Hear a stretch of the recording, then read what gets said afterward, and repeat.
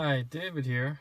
Today I have a 2002 Nissan Sentra GXE with a bit of a problem with the temperature control on the air conditioning system. So let me describe it to you really quick here.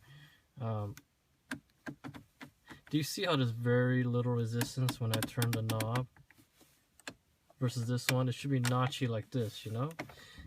So what it is a cable behind each of these knobs that basically pulls and pushes, right? And there's a bunch of trap doors controlling your HVAC system that allows, you know, whatever warm air comes in, cold air comes in, or it's blended. So what happens is, what I suspect, do you see it like that, just not notchy at all, it's almost continuous, is that the cable behind it is probably disconnected. So the symptoms of it now is that no matter if it's on full hot, you know, middle hot, or full cold, it's basically on full hot.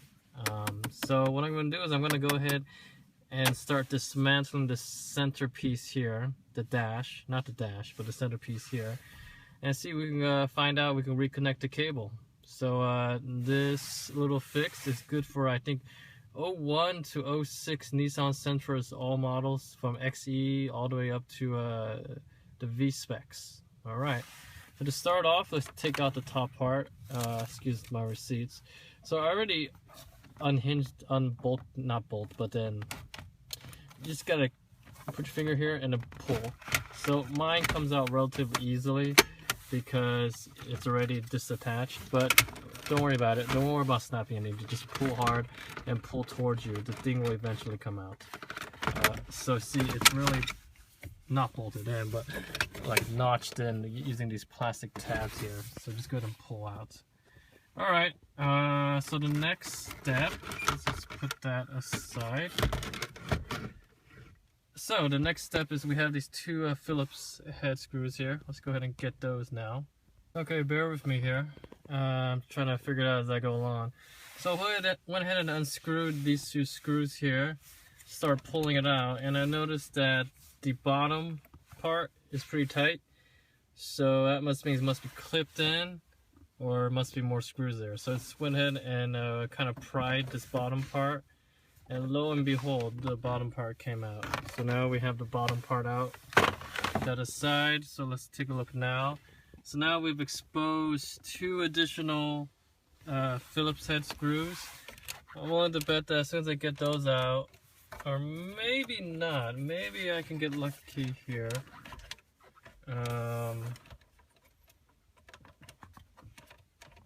Let's see. You know what? It looks like this whole thing is like an entire piece, and I need to get the behind there. So why don't we leave these two screws in and go ahead and get the two screws on the bottom. The idea is to be able to take this whole piece out with the radio intact. Okay, now, so go ahead and took out those two screws, pulled out this whole thing. I wanted some more clearance. I kind of just want to pull this thing off and let it dangle off to the side. I know it's bad for the cables in the back, but yeah, man, it's just a radio. So if you care about your radio, then, I mean, your factory radio or your aftermarket, I'd probably disconnect the cable in the back before doing this. But here, go ahead. I'm just gonna, since it's my car, I'm just gonna go ahead and do it.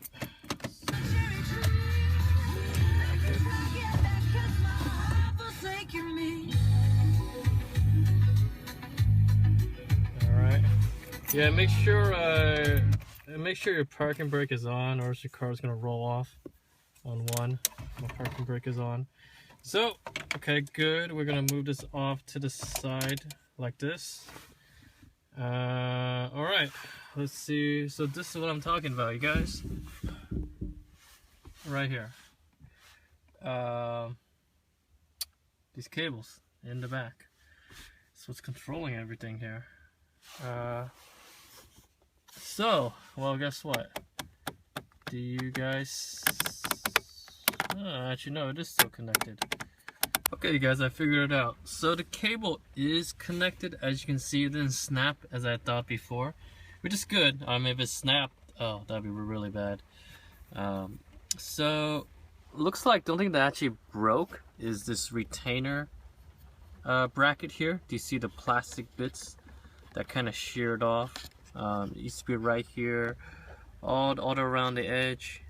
So you see that little part that's brittle and is sheared off, which is common for older cars.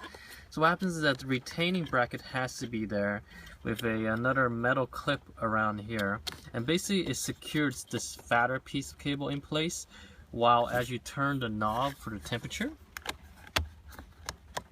do you see that? It pushes it in for cold and pulls it out. So what happens is that without that retainer bit, this thing just goes anywhere, I mean, along as you turn it. So you're no longer pushing this cable back in to this fatter cable. So my fix was actually, as you can see, 2 zip ties. Yeah. So there was actually a metal clip that was here before. When I tried to take it out, unfortunately it kind of just popped out and it kind of fell into the abyss in the back. I tried to get it, but I couldn't get it. So if you can still have the metal clip, maybe you only need 1 zip tie, or maybe you don't need a metal clip at all. I'm not sure. Anyways, I use 2 zip ties. Why 2? Because I need 1 to control the, how you say, the y-axis, so it doesn't move up and down, this bit here.